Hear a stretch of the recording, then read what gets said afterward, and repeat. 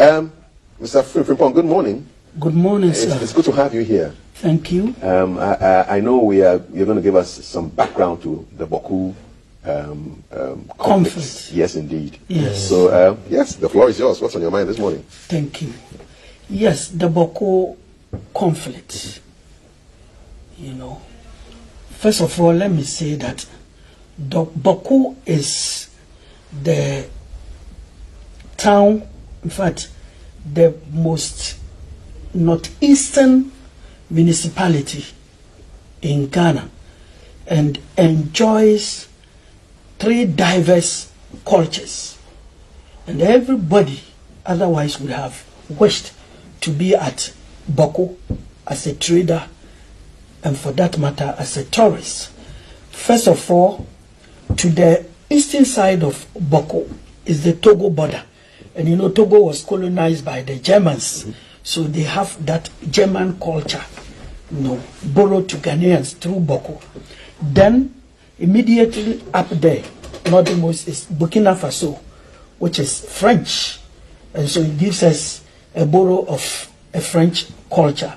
And then Boku itself being English colonized like the rest of the Gold Coast. So it's a very nice place, highly commercialized. Unfortunately, there's one thing that draws Boku back. And because of Boku, those who have studied conflict management can say that when you go to Nigeria, we have rebel activities. You go to Sierra Leone, Liberia, Ivory Coast, full-blown civil wars ever happened there. And then in the case of Ghana, and I'm saying because of Boku, we talk of communal violence. It is my prayer that, as Doctor was saying, the year is soon to come to the middle. Before the end of the year, let us see a conflict-free Boku, that Ghana would 100% be an oasis of peace in the sub-region. Now, how did the trouble come about? Let's go to the genesis. According to R.S. Rattray, you know, the trouble in the area originates from land ownership or allodial ownership of land or chieftaincy. These two that bring trouble to areas in particular in the north. And when it comes to chieftaincy, succession to chieftaincy and land ownership, the landmark has always been who came first. And almost all historians, anthropologists, sociologists agree that it was the Kusaug people who came first. In fact, I should have said, or I should have begun by saying that in the Boku area, the most dominant ethnic group is the Kusaug. And then the Mamprusi are a very small minority. In fact, originally they were from Nalerugu, and that means the Mamprusi area, the capital of which is Nalerugu, under the Nairi of Mamprugu. Now these people, you know, living the Kusaug to the Mamprusi, these people originated from a very ancient ancestor called Na Bewa. Na Bewa, we are told, came from either the Lake Chad area or Zamfara in the northern Nigeria and settled along Pusega area in Ghana. After Na Bewa came his three sons who founded the Mole Dabani kingdom, you know, one of which is Sitobu. Sitobu founded the Dagomba kingdom, and then Tohugo founded the Mamprusi kingdom, and then the other one, the Nanumba, which was founded by Matumbu. Now, these people remained where they were until we are told that in the 17th century, the Kusaug people, who were anacephalous people, anacephalous society, were threatened by the Buzangas from Burkina Faso. Before I proceed, let me explain the meaning of acephalous society. An acephalous society is a decentralized society, a society that is not organized under one centralized chief, as we have in Ashanti especially. Those who have read Things Fall Apart will know that the Igbos were Anacephalous people. Whenever there was trouble, Okonkwo and his people would come together, ward off the trouble. After that, everybody would retreat to their compounds, and no one would hurt somebody. Everybody was a champion of the compound. In the case of the Kusasi, it was the same. Led by the Tindana. The Tindana was the spiritual head of the land. And all that he did was that with the assistance of the family heads, he would pour libation and then consult the land gods. So always they were revered in that manner.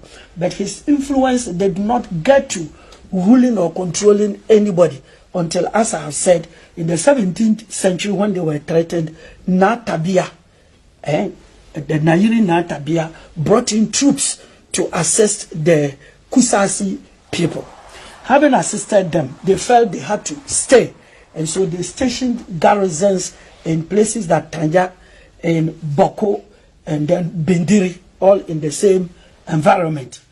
This helped them to augment trade, to protect the people, and to streamline communication between Boko and Narerugu. Soon the Nairi started sending in his sons, princes, to rule the Boko area.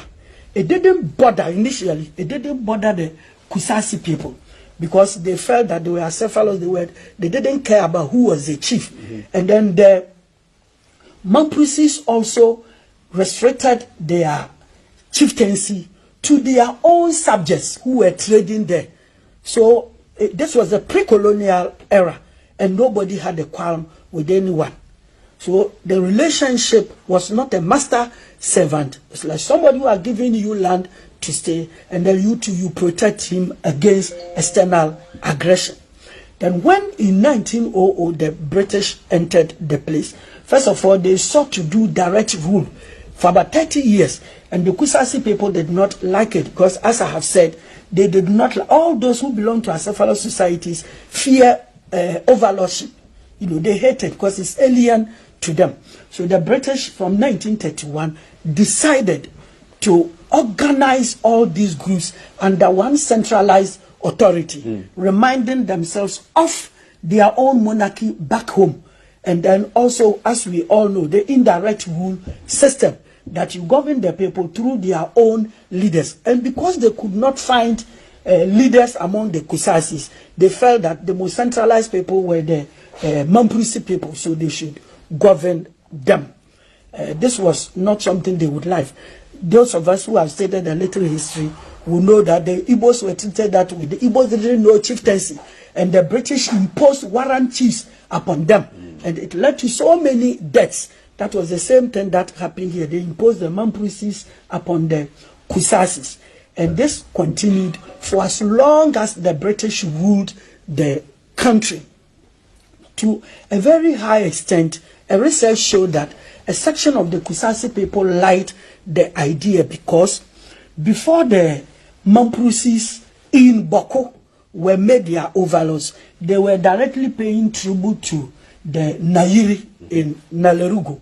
Look at the journey and look at the heavy amount you needed to pay. And because of his deep influence, or every now and then, either he had a funeral or visitors and you needed to contribute. But this one is living together with you and his influence wasn't much. Still, they felt they should have been left on their own. Then 1957 comes. Now, in the run-up to independence, we have two major parties. In the north, the first political party to be formed was the Northern People's Party, which later joined the National Liberation Movement to form the UP, United Party. You would know that because the UP came from the Ashanti royal house, and the Ashantis have a direct relationship with the Moli Dabani people, the Mampusi would align with the United Party. And because the Kusasis were Acephalous, mass-oriented, naturally they will go to the CPP. Now, after independence, the Nkrumah government set up the Afari Commission, to go into the whole chieftaincy system of the Kusasi Nanumba people to find out whether the Kusaugs were to be encouraged to have their own chiefs so that they will move from an acephalous society to a chieftaincy society. They govern their own selves, or to make the new overlords, the latecomers, to govern them. The Afari Commission said no, the earlier was better, because these people did not come to conquer the Kusaug people. They were just invited. And so therefore, if you are a chief, go to Nararugu, or when you are staying there, then the owners of the land should rule. These people were not satisfied. The Mamprisi was well satisfied and brought an action at the High Court and won. And when the case went on appeal, the decision was overturned. And at that time, the Court of Appeal was the highest court of the land. So the highest court of the land having spoken, everybody was quiet, and there was peace. I won't say relative peace. Peace, because it wasn't a politician that has spoken, but the highest court of the land, the judicial. Now comes 1966. Immediately after the coup, Na Azoka, the first, the Kusaug chief, the paramount chief, was deposed under NLCD 112. And it means that this NLCD 112 kicked against, do I say, if today we say Supreme Court decision. It kicked against it, it killed it completely. And so all that the Kusaugs would do would just to wait until there had been a political change. So you see that it was from 1966 actually that the whole conflict assumed a political nature. Then in 1983, the Kusaugs were able to lobby the PNDC government to pass the PNDC Law 75, which resurrected the Court of Appeal decision of 1958. So the paramount chief belonging to Mamprisi group, Adam Azobiogo, was distilled. And then the son of the late Azoka, who was Azoka II, was enskined. Sorry, let me start it, put it very well. The late Azoka I was posthumously recognized as the lawful paramount chief of the area, because PNDC Law 75 had also come to repeal NLCD 112. And as we are saying, posthumously, because he was dead, his son had to ascend the throne. And so from that day up to date, the conflict had been a political one. And then, as we have said, the New Patriotic Party is strictly followed and supported by the Mamprisi people. And then the National Democratic Congress, their people are the Kusaug. And so if anybody would want peace in the area, I believe we have to start from the political top. Organize seminars for them, and then let them know that politics is not about the division of our people. It's not about intrusion into chieftaincy, but it is about proper governance, democracy. Help the people to develop themselves. Let the people know that whether you are Mamprisi, Kusaug, Ashanti, Ewe, Nzema, Fanti, we come together to form that entity called Ghana. And I believe when you kill somebody because someone wants to be a chief, I mean, it can never be fair, and it can never be supported anywhere. At the end of the day, let us wish that there will be peace and absolute peace in the Boku area. Thank you so much.